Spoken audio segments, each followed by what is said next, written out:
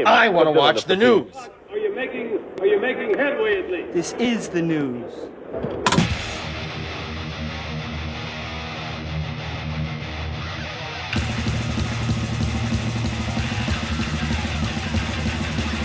Smack-a-magab, it's time for the only news that matters. And during a 2023 interview with Louder Sound, guitarist Tony Iommi remembered Sabotage as a particularly straining period of the band. He said, "Oh, it was a nightmare.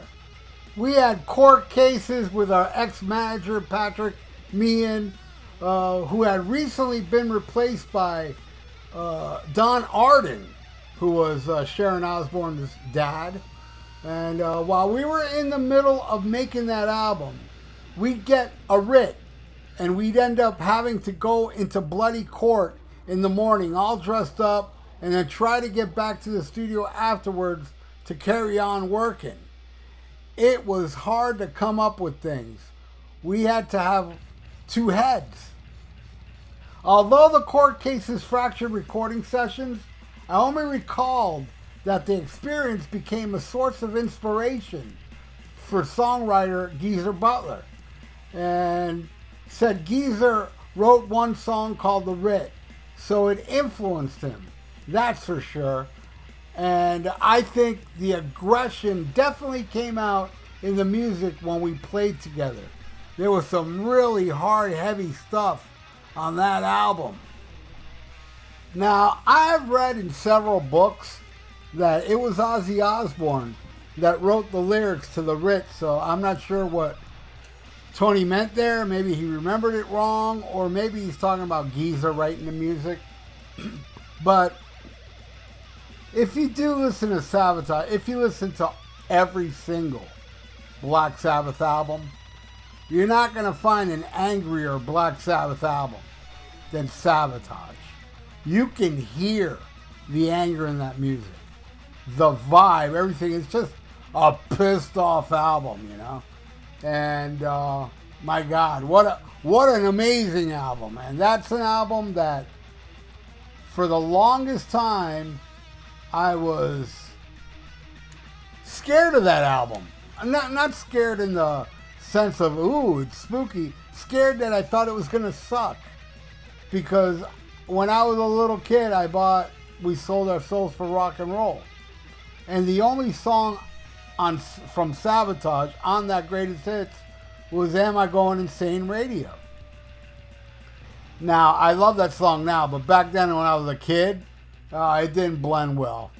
You know, especially the rest of that album is perfect. You even got the Warning on there, and oh my God, it's just, you know, you got your War Pigs, your Paranoid, but you also got, you know, some deeper tracks and Snowblind, and it's just an awesome, amazing album. But that song, that one song, Am I Going Insane Radio, it sounded so off on the album. It didn't sound like it blended in, and I thought that the rest of Sabotage was going to sound like that. So I always avoided it. So, you know, obviously years later when I was pleasantly surprised how amazingly heavy that album is. And pissed. Absolutely love it, man. And hey, man, why don't I rank the songs off Sabotage? There's 8 songs in all right? At number 8, I'm giving it to Don't Start Too Late. It's a little thing. I actually love it because it's so weird.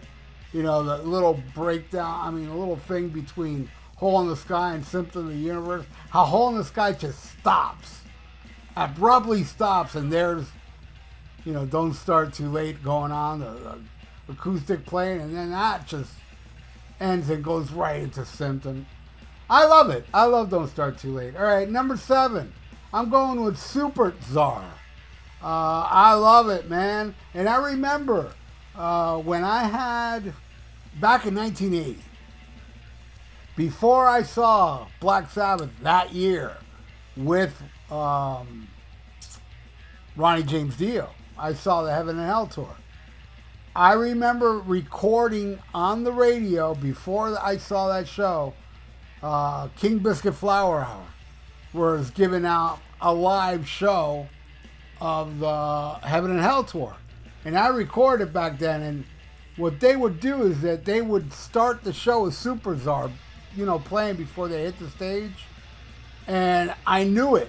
I knew it then, and then I knew it when I went to go see it live at the Highlight. I was like, yeah, I didn't know it was Black Sabbath, but I knew, I knew that piece of music because of that King Biscuit Flower. Because the thing is, when I would tape bands that I loved on King Biscuit Flower, I played several times a day for months. Seriously. Fanatical. Well, anyway, Super Czar, very special. I dig it.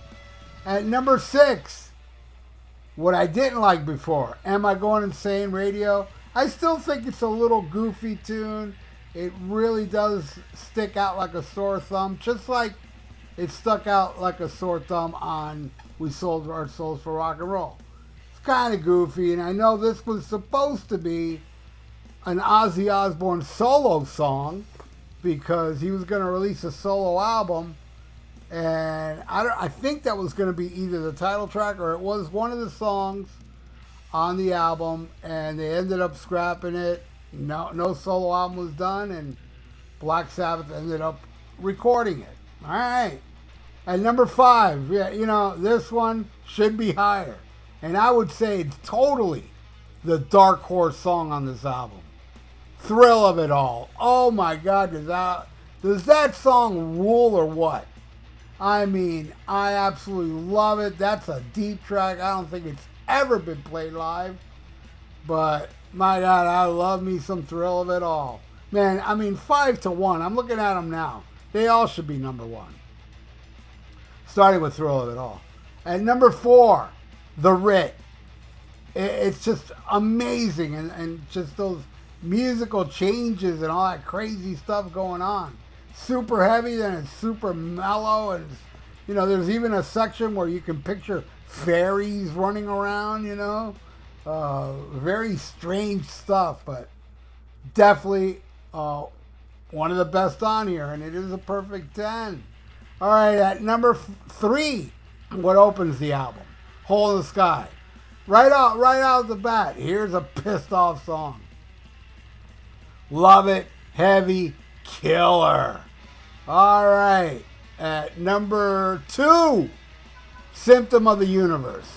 Yes, proto-thrash you can call it. Just heavy, killer metal, man. And a lot of people don't love how that song ends when it gets all mellow and stuff. I love how that song ends. I think it ends awesome, man. I love it. It's all trippy and stuff. I think it absolutely rules. At number 1, Megalomania. My second favorite Black Sabbath song overall. My favorite being Children of the Grave. Megalomania is just beyond perfect. Just the beginning of it. The spooky ambiance and the echoing vocals from Ozzy. The killer riffs that come in later with Ozzy going, "Suck me!" Man, that is definitely my favorite song off of Sabotage. And sometimes Sabotage is my favorite Black Sabbath album. It fluctuates. It's mostly Volume 4, but there are days I think that Sabotage is the best. There are days I think Sabbath Bloody Sabbath is the best. And the first album, Master Reality. And, of course, Paranoid, of course. Technical and Never Say Die, no, I would not say they are the best, but those are the 2 Black Sabbath albums I listen to the most. So I love it all. I love all Sabbath from the 70s. My all-time favorite band tied with 1980s, Merciful Fate. So hey, what do you all think, man? Put it below. What's your favorite song off of Sabotage? And hey, if you want to rank them, from 1 to 8, I love reading stuff like that. And you know what? I know a lot of other people out there watching now like reading stuff like that as well. Am I right, people? Leave a comment below if I'm right about that. And I want to thank you for watching The Only News That Matters. And please subscribe to my channel if you haven't. I'd really appreciate that. Ring the little notification bell. You know what I'm saying? And like the video. It's good for the YouTube algorithms. So stay frosty. Listen to Black Sabbath and smack 'em a gob. Farewell and adieu to you fair Spanish ladies. Farewell and adieu, you ladies of Spain. For we've received orders for to sail back to Boston.